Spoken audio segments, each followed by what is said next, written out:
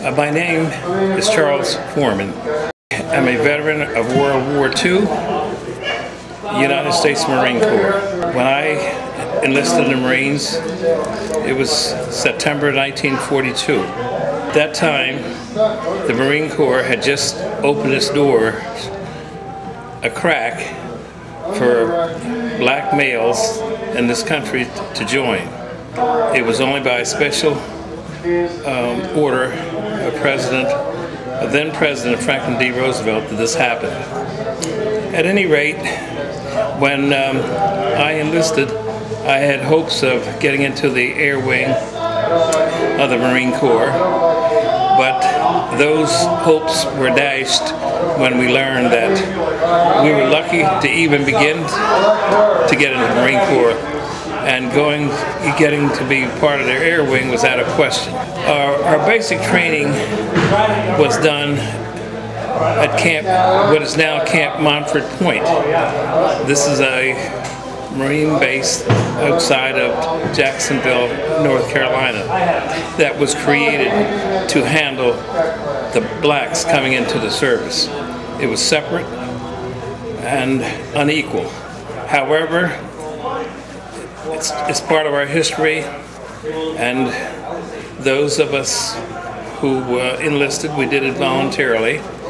We were not drafted, and we did it because we were citizens of the United States, and we felt an obligation to step up to the plate and fight for our country that had been attacked by Japan.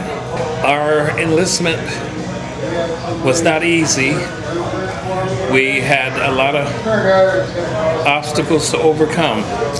One obstacle, for example, was we had to take intelligence tests. And many of us who enlisted at that time got high grades on the tests. However, the grades that we got were cut down. For example, if you scored 100 on your IQ test, it probably was recorded, it might have been recorded as either 25 or 50, something like that, which made it appear that we were less intelligent. And we were in the midst of the segregated South, where we went for our training.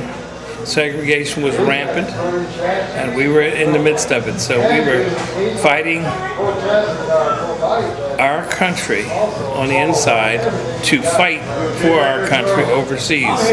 We did our training, and some of us were assigned to go overseas. A lot of us were transferred into groups to be cooks and bakers, and for labor details. We were not assigned to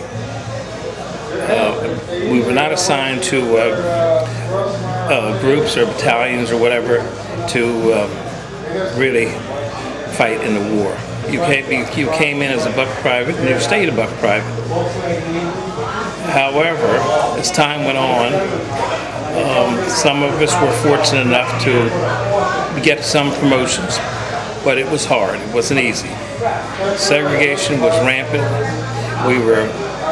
We had to take segregation inside the training base, and whenever we came out, we had to travel in a segregated society.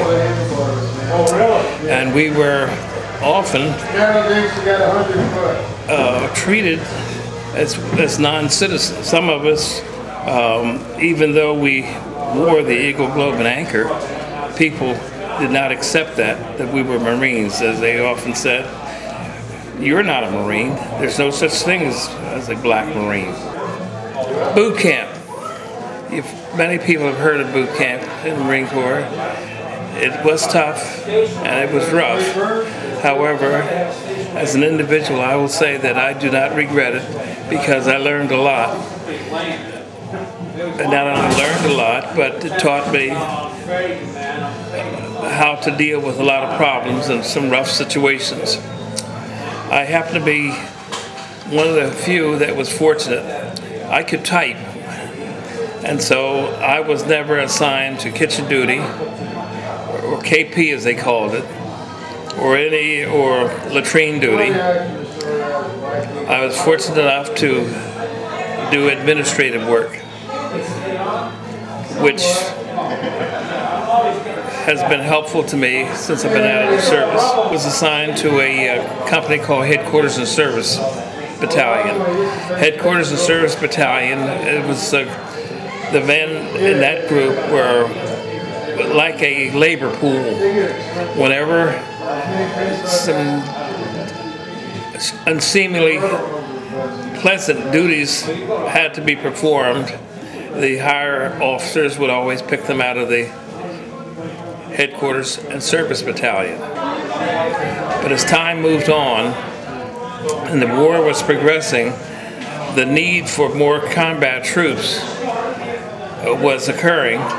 So somewhere along the line, the people in charge of Montford Point decided to assign these men to training with combat weapons. And thus the 51st Defense Battalion was organized or activated. The 51st Defense Battalion made history in the South Pacific. They were assigned to some of the islands in the South Pacific where the Japanese had been taken over, and the 1st Marines landing there had subdued the Japanese, and the 51st Defense Battalion was put on these islands to defend the islands in case the Japanese ever came back. And they did very, very well.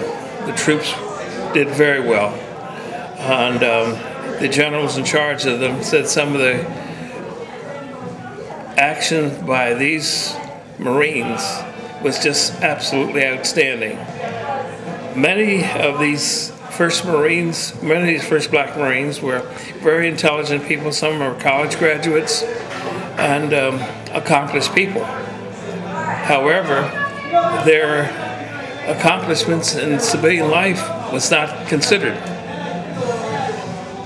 Whereas with the other Marines, the white Marines, some of their civilian experience was utilized in promoting them to very good positions and promotions. That was part of the life in the Marine Corps. Despite all the setbacks and so forth that we had, we did the duty that we asked for and did it outstanding. The history of the Marines in the South Pacific, the ones who fought on Iwo Jima and many of the islands, is outstanding. There's not too much been written about it. However, at this late date, there's a lot of history being put together. To this time, the Black Marines were just totally ignored. But a few people have worked hard, and today the Black Marines that were trained at Montford Point are being recognized. Sometime during the year 2012, this medal will be given to the surviving men of the Montford Point Marines. I am fortunate to be one of those. Honorably discharged in 1944, and some of the training that I received in the Corps has been very helpful to me, and especially when it comes to pioneering and having to cross the color line to accomplish things. One of the problems I ran into when I came out of the service was trying to get a home for myself and my wife because of the segregation patterns. So I decided that the one way to break that is to get into the real estate business, and I did that.